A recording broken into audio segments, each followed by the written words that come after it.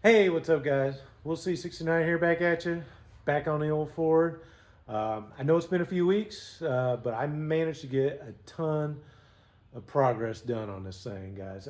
So much, in fact, I actually had to make a list of everything I completed so far. I'm really excited. We got just, man, we're right there, guys. Just a few more days, and we're going to get ready to fire this puppy up for the first time. I'll kind of go over with you everything that I've completed so far. Uh, the oil pan is finally, we got it in there. It's all nestled in there. Ever so here, I'll just get down here and I'll show you how well it turned out. See if I can get a good shot of it. Oh, yeah, look at it right there. It's perfect. We got it all in there. No leaks, guys. There's oil in there right now. No leaks.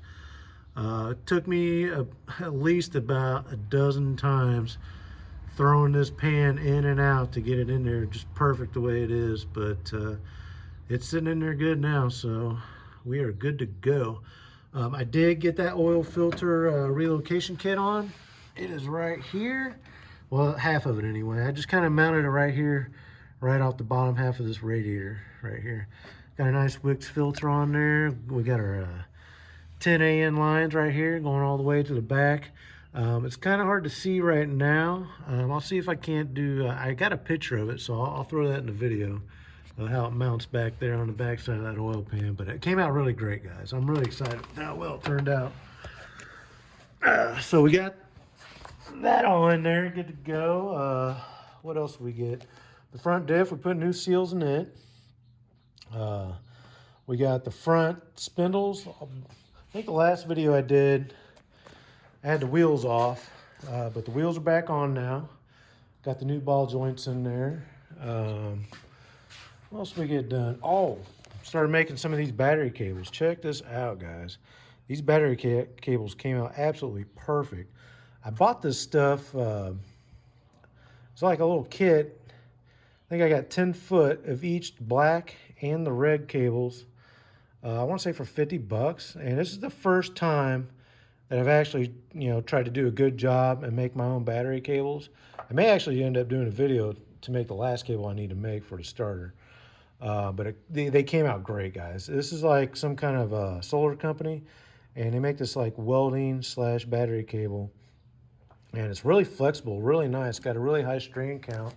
Kind of show you over here. Yeah, this is some of what I got left over. But check this out. Yeah, it's got a really nice strand count. It's really flexible. I like this stuff. Picked some of these up from Amazon. Little 3/8 2-gauge lugs here. We got some of these guys right here. I had to get the smaller 1/4-inch size for the back of the alternator. But yeah, they came out really nice. I'm really excited with how well they turned out.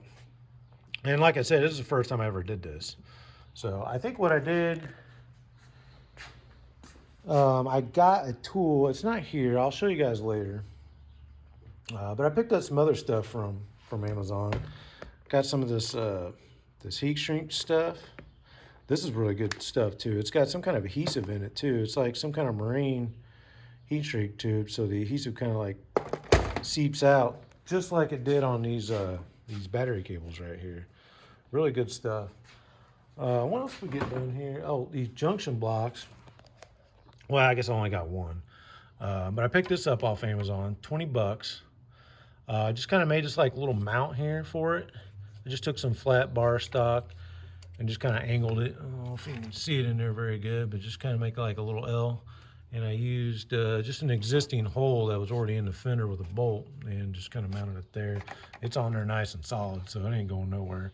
What I'm going to use this junction block for, well, obviously I ran power from the battery to it, but I'm going to run all these relays I got right here. I'm going to have 3 relays here, 2 for the cooling fan, and then 1 for the starter. And then I got to mount a couple more relays over here. I need 1 for the fuel pump, and I also need another one.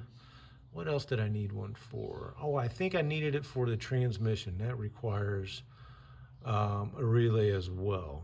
It came with one, but for some reason I got to wire in another one, I think.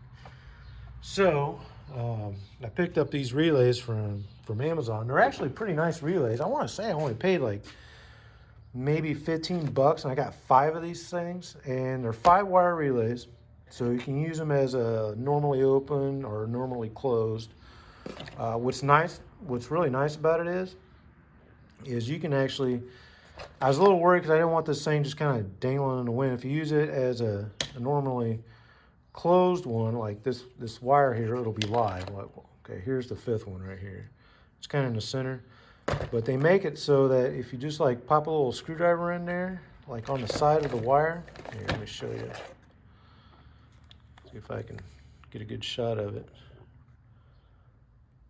Yeah, I think if you push that part down right there with the screwdriver, like you'll be able to pull that out from the center and it'll reseal itself. So these are really nice relays. Pretty cheap too, not bad. Let's see, what else we get done here. Oh, fuel lines. Fuel lines are finally done. There's the start of it right here, right off the fuel rail. But I got it ran all the way down to the fuel pressure regulator. Here, I'll just show you guys how well it turned out on the fuel, on where I mounted that regulator at. So here, there we go. So get a good shot here. But yeah, I just mounted this this regulator here right to the side of the frame, and there it comes right down from the engine, that fuel rail there. Goes into this, and this goes all the way back to the tank. And then I got this little 180-degree fitting, AM fitting right here, which I didn't even know they made these, which I got to thinking they probably had something, so I got to searching, and sure enough they did. And that works perfect because that needs to go back to the tank because it's a return cell now. But yeah, it's turned out really good. Just kind of like drilled a hole right here, and just this filter combo regulator thing actually had this like mount that came with it with a little hole. So all I just drill a hole, ran a bolt, and boom, send it. I'm done. So really the only thing left on the fuel system is to just run wires from that pump all the way up to that relay I need to mount, and we'll be good to go on that part. Oh, and I picked up these wires from Summit Racing. We got some new spark plugs in there. I use these Autolite plugs. Now this set right here, this is going to be for Max out there in the driveway. And I got him a new set of wires too. See if I can open these. I'm going to show you guys. These are really nice wires. I think they're 8.5 millimeter. But yeah, these are really nice. Really sturdy, strong boots. Comes with a little dielectric grease in there too, so it doesn't get stuck on the plugs. They're nice wires. Now, I'll be honest with you. The first set I got, now I did their check it fit, and just to see if I can use the smaller ones, because they got 2 styles. They got a 9-inch lead and they got a 12-inch lead. And the check it fit said I could use the 9-inch lead, said it would fit. I got them. Were both sets. They came and I put them on, and let me tell you guys, like it was from here to here, and it was like a damn guitar string. Them things were so damn tight. So I got this side on, but I couldn't get the other side on for some reason. I think the mount is just ever so slightly higher. Maybe just, we're talking just like a cunt hair of a scotch, guys. Like it was just a little bit higher, and I couldn't get this boot on after I plugged it into the spark plug. So anyway, I called Summit, talked to them, and they overnighted me 2 new sets of wires, so I can have them this weekend, because I'm on vacation right now, and I kind of want to get a lot of this work done. Of course, they didn't give me no deal on the shipping, but whatever, I just wanted to get it done, so had them sent out to me. But I think that's about it. Oh, I got this little overflow tank here from eBay. God, 26 bucks, guys, for this little guy. Not bad, but I mounted him, I think a couple weeks ago.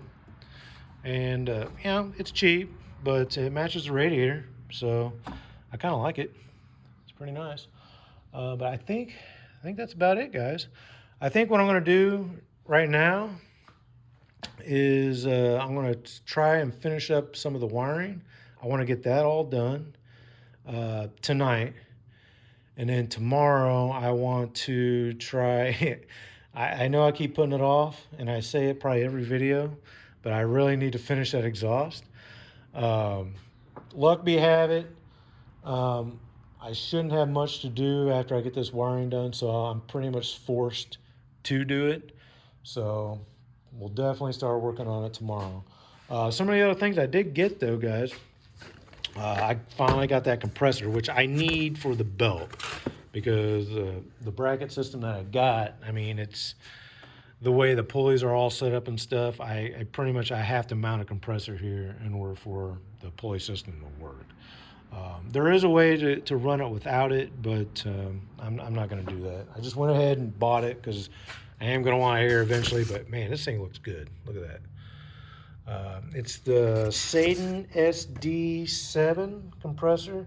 It's a little pricey. I want to say it was 350 bucks. I cried when I ordered it. My God, it's expensive, you know, but hopefully it works really good. There's two kinds you can get, guys. I want to say the other one's like an SD508. I think they call it SD5 for short. That one, it apparently has a little more capacity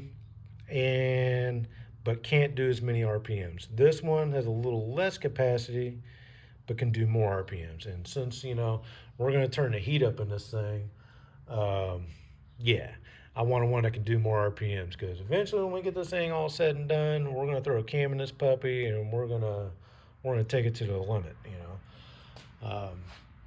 I think that, oh, one more thing. I was gonna try and fabric cobble the stock shifter, the column shifter, but I went ahead and picked up the hammer. Yeah. So I figured it'd just make it a little easier. It's this one right here. It's got a really short throw, and I'm going to put that in the center console, guys. I think I got plenty of room where my dish goes originally. Here, I'll show you. I'll just show you what I got going on here for the center console. I got a nice spot here, and I've already measured. I measured it before I even bought it. But I got this little area right here. So I think what I'm going to do is get a piece of plexiglass and kind of black it out, and then cover this area right here. And it's kind of deep. It's deep enough for the shifter right here, so I can mount just the top part of the shifter to kind of get rid of its console that it came with and use this. And I should only have to shift. It's got a really short throw. It's just a few inches, which is good because I need my cup holders because I'm a thirsty human. Probably the only downside of putting that in here is I lose there's a heat duct under here that goes to the back, which I don't really care because honestly, it's just going to be me in here. And if anybody does ride in the back, I don't care. So screw it. We're going to do it anyway. So yeah, I picked that up. It actually wasn't bad. Probably the big decision factor for me on this shifter was it came with a neutral safety switch and also a backup light switch, which will make it easier to wire, because I got looking on the original transmission neutral safety switch, and it's a mess. So I don't even want to screw with it. So this is one of the reasons why I went with this shifter, and it looks cool. So I'm going to be happy. But I think that's about it, guys. I'm going to get back to work. We're going to get some more work done. And I'll go over with you this weekend. Hopefully I get that damn exhaust done. So I think that's about it for now, guys. So till tomorrow, we'll see you.